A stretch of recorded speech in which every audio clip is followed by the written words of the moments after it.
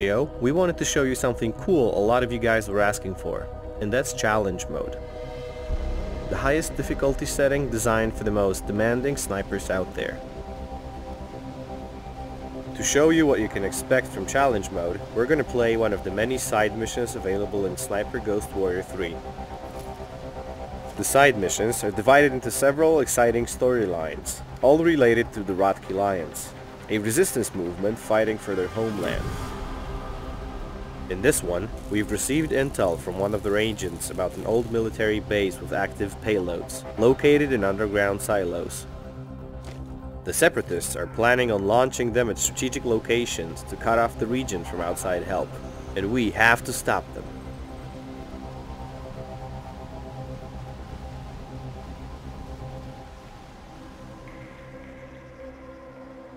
Due to the open world nature of the maps, we have to get to the mission area first. The first thing you might notice about the game is the missing HUD. That's because we're playing challenge mode. All the non-essential elements of the HUD are disabled to make players rely on their skills rather than the game's help.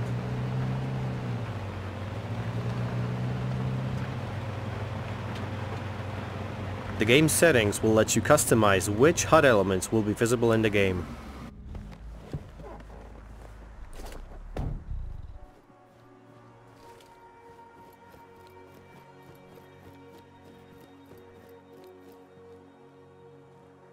Once we are at the mission area, we'll use the drone to find out the tactical overview of the battlefield ahead of us, and look for a way inside.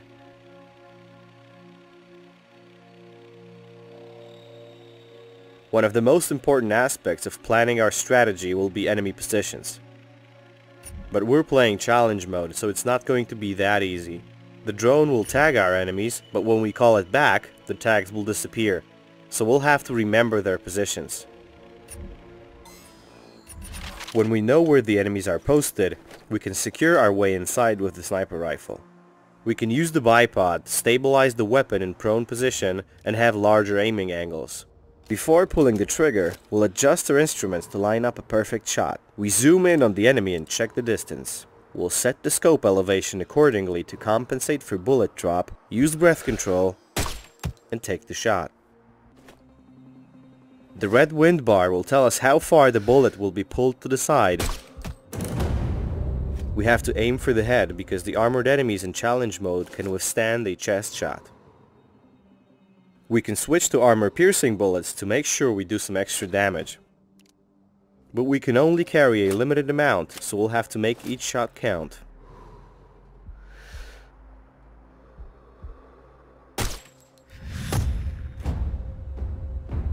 That was actually our longest shot, so we'll get a notification and an experience point bonus.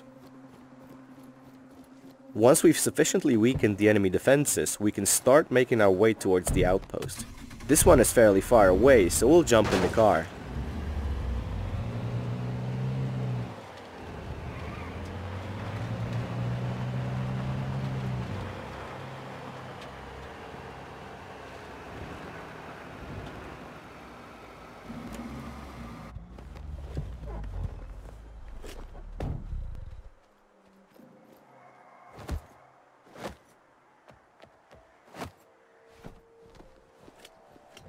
We can use scout mode to look for ledges that we can climb in order to infiltrate the enemy outpost.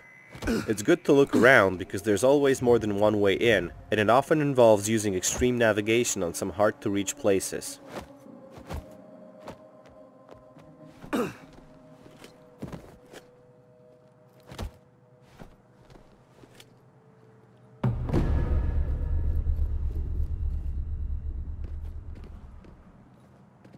I'm in the base, Frank. There are 4 missiles here, for fuck's sake. Fuck. Get to the silos and upload the virus. Quick. Right. Once we're inside, we'll try to find a good vantage point and scout the inside of the outpost. There are 4 missiles that we need to disable in order to ensure the safety of Georgian civilians. There's a sniper overlooking the base. They are extremely dangerous because they see everything that's going on inside the outpost, so we should always focus on taking them out first.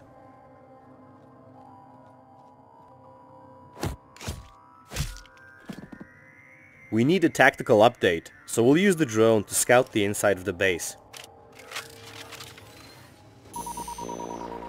As you can see, the compound is actually a huge location, so we should really do our best to locate all the enemies.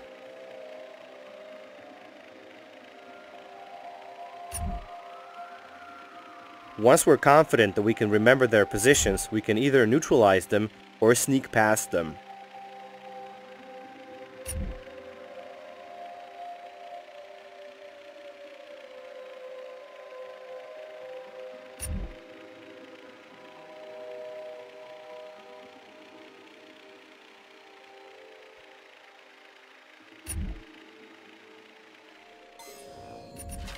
We take care of the sniper and search his body for useful stuff. We can obtain trading goods and sometimes consumable objects like healing items or grenades. This time, we do want to take out a couple of key patrols, so we'll take aim, set the scope elevation to match the target's distance, use breath control, and take the shot.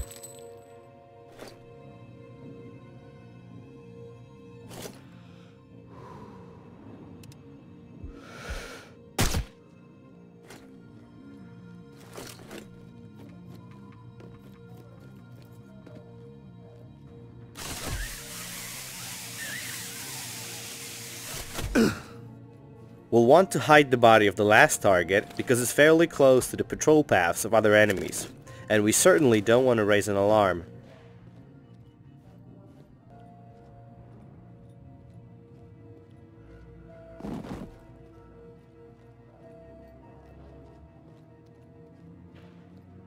The missiles are underground, so we can enter through one of those shafts and start looking.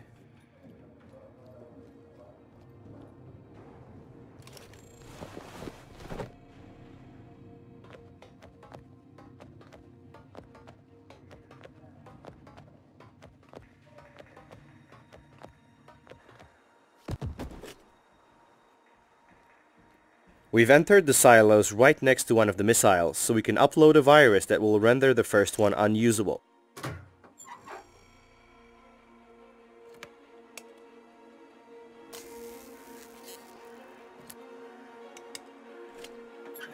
Uploading the virus. There's 3 more to go. We're indoors, so we'll have to be extra careful. Flying the drone will be risky because the chance of being discovered is very high, so we'll have to rely on our stealth.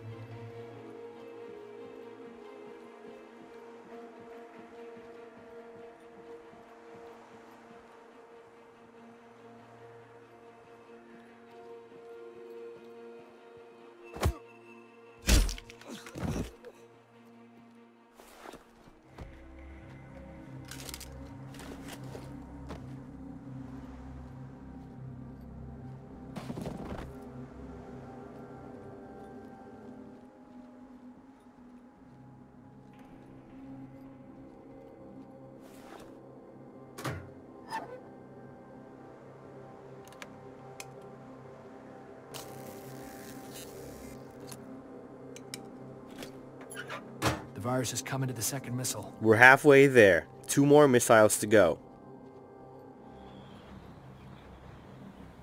An enemy is facing the door that we want to go through, so we'll distract him with a luring stone. That was actually a poor throw, so now the enemy will come right at us and we'll have to improvise quickly. We've scored another skill point, but this time it's Ghost Specialization Point awarded for stealth gameplay. In challenge mode, the enemies are more perceptive than normally, so being careful is always a priority.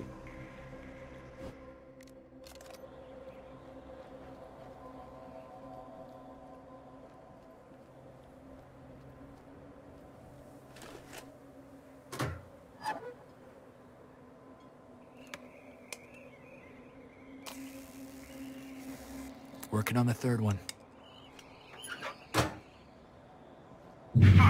Fuck, John. They started preparing to launch the last missile. We've got the third missile, but the mission parameters have changed. Start the process. The Separatists are launching the last operational missile, so now we have a limited time to get to the main control room and activate the self-destruct sequence. Because this is challenge mode, even though we're under time pressure, doesn't mean we can rush into the heart of the base carelessly. We don't have the luxury of facing the enemies on high alert.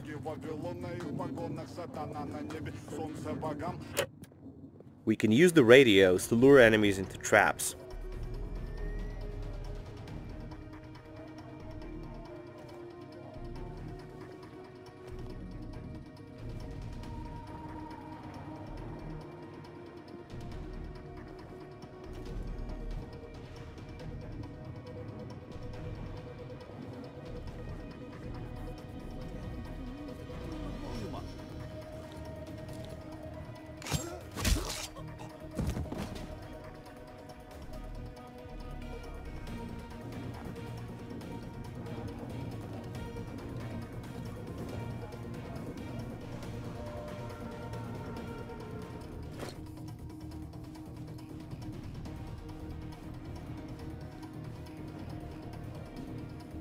There's a heavily armored enemy patrolling the perimeter.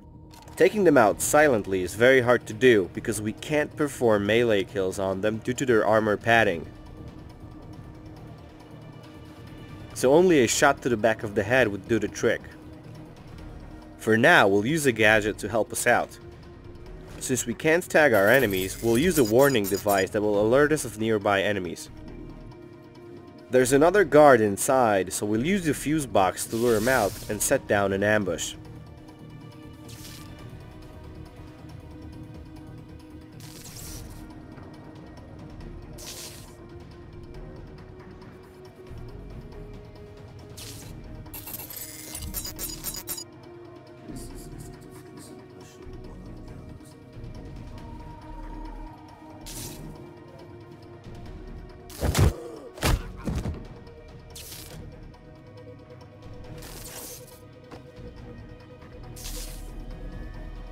Once he's out, we'll still have to hide his body to avoid detection.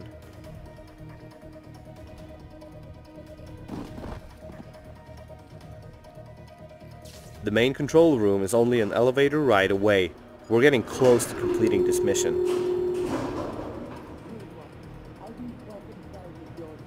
I don't care.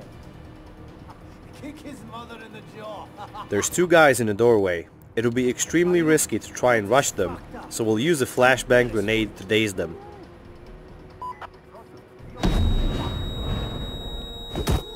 We can take them out quickly with a chain melee attack.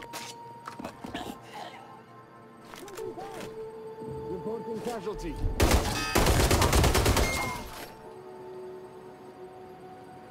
I'm in the command room. Fine.